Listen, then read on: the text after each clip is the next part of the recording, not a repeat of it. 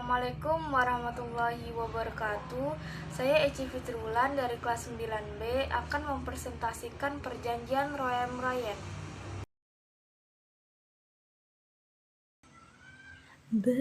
Perjanjian Roem-Royen menjadi salah satu dari rangkaian perundingan dengan Belanda dalam sejarah Indonesia pasca kemerdekaan.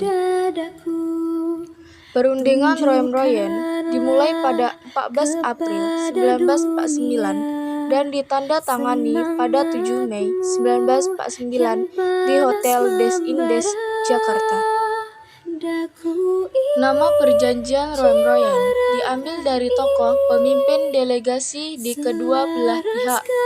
Dari Indonesia ada Muhammad Roem, sementara delegasi Belanda dipimpin oleh Herman van Royen. Sempat berjalan alot, Indonesia akhirnya dapat menjalankan kembali roda pemerintahnya yang sebelumnya terhenti akibat agresi militer Belanda II. Para pemimpin pemerintahan yang ditawan Belanda pun dibebaskan dan dipulangkan ke Yogyakarta yang kala itu menjadi ibu kota sementara Republik Indonesia. Perjanjian Roem-Royen juga membuka peluang digelarnya Konferensi Meja Bundar (KMB) dalam upaya pengakuan kedaulatan dari Belanda. Indonesia belum aman meski telah memproklamasikan kemerdekaan pada 17 Agustus 1945. Pasukan sekutu yang bergabung dalam Allied Forces Netherlands and Indies (AFNI), pemimpinan Sir Philip Verstuysen, datang ke Indonesia tak seberapa lama setelah kemerdekaan. Salah satu tujuannya yaitu melucuti senjata tentara Jepang serta menegakkan dan mempertahankan keadaan damai yang kemudian akan diserahkan pada pemerintahan sipil. Namun, pasukan sekutu ternyata diboncengi oleh Belanda yang menggunakan nama NICA (Netherlands Indies Civil Administration). Belanda sebenarnya ingin kembali menguasai Indonesia yang dulu lama mereka duduki sebelum Perang Dunia Kedua melawan Jepang. Terjadilah berbagai momen heroik bangsa Indonesia yang bertekad mempertahankan kemerdekaan, termasuk rangkaian perjanjian atau perundingan yang beberapa kali dilanggar oleh Belanda.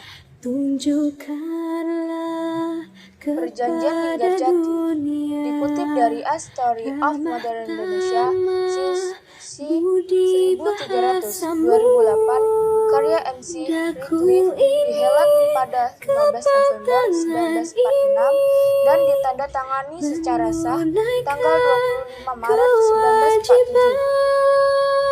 1947. Namun, Belanda kemudian melanggar perjanjian itu dengan melancarkan agresi militer Belanda pada 20 Juli 1947.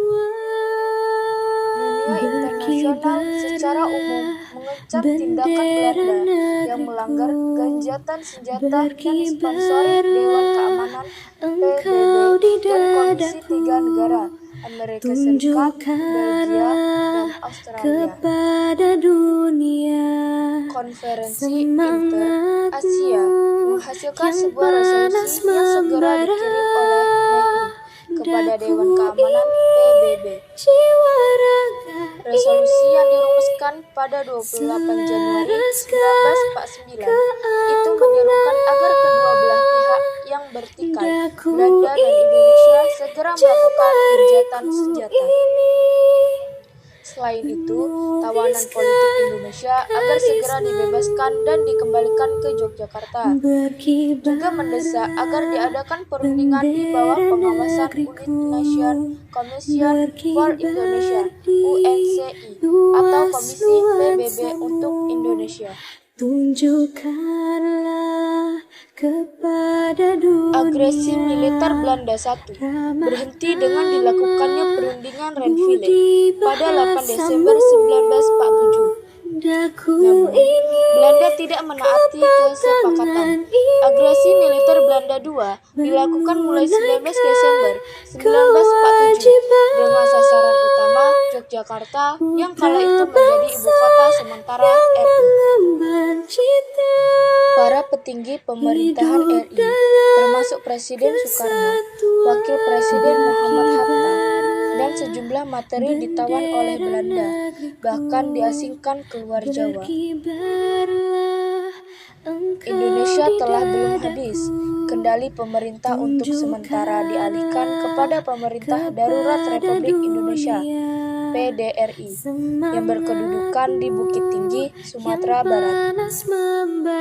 Sementara itu, tanggal 1 Maret 1949 terjadilah serangan umum atau serangan besar-besaran. Kota Yogyakarta yang semula diduduki Belanda mampu direbut oleh Angkatan Perang RI dan dipertahankan selama 6 jam sebagai bukti eksistensi Indonesia. Agresi militer kedua yang dibahas dengan serangan umum 1 Maret 1949 merugikan posisi Belanda di peta politik internasional. Banyak negara, juga Perserikatan Bangsa-Bangsa PBB, yang mengancam aksi polisionil tersebut. Adapun isi perundingan royen-royen, seperti dikutip lamangan Kemendikbud, adalah sebagai berikut. Pertama, pemerintahan RI, termasuk para pimpinan yang ditawan, akan dikembalikan ke Yogyakarta. Yang kedua pihak, Belanda dan Indonesia, sepakat untuk melaksanakan konferensi meja bundar (KMB) yang akan digelar di Den Haag, Belanda. Delegasi Republik Indonesia juga mengajukan syarat dan perundingan tersebut. Pemerintah RI menuntut ditariknya tentara Belanda dari Yogyakarta. Belanda menyetujuinya, dan pengosongan wilayah Yogyakarta dilakukan mulai 2 Juni 1949 di bawah pengawasan UNCI. Sekian video dari saya tentang perjanjian royen-royen. Saya akhiri. Wassalamualaikum warahmatullahi wabarakatuh.